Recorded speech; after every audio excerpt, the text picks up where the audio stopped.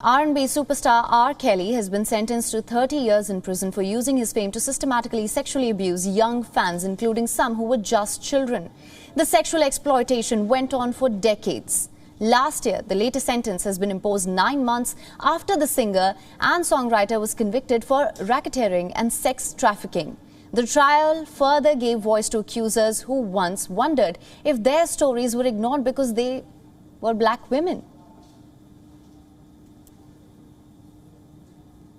I started this journey 30 years ago. I was 14 years old when I encountered Robert Sylvester Kelly. There wasn't a day in my life up until this moment that I actually believed that the judicial system would come through for black and brown girls. I stand here very proud of my judicial system, very proud of my fellow survivors, and very pleased with the outcome. 30 years did he do this, and 30 years is what he got. Now, the U.S. district judge imposed the sentence after hearing the testimonies from several survivors who attested how Kelly's exploitation reverberated across their lives.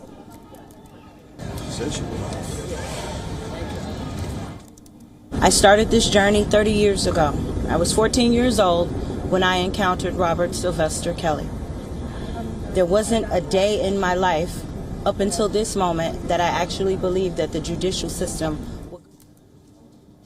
However, Kelly's lawyers have argued that he shouldn't be given more than 10 years in prison because he had a traumatic childhood involving childhood sexual abuse, poverty and violence.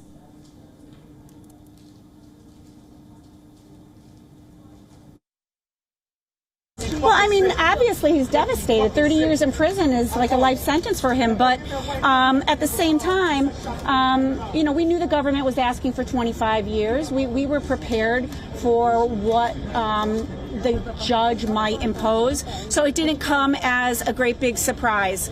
We were prepared for it, and we are now prepared to fight this appeal. For us, it's just the beginning of the fight, frankly. So we were prepared going in for today, and he's doing okay with it. Kelly, whose full name is Robert Sylvester Kelly, is among the most prominent people convicted of sexual misbehavior during the Me Too movement against such conduct by prominent men.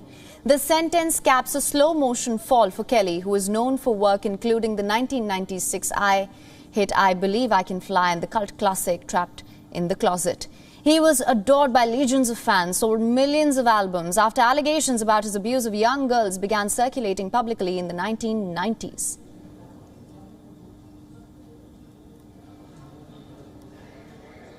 WION is now available in your country. Download the app now. Get all the news on the move.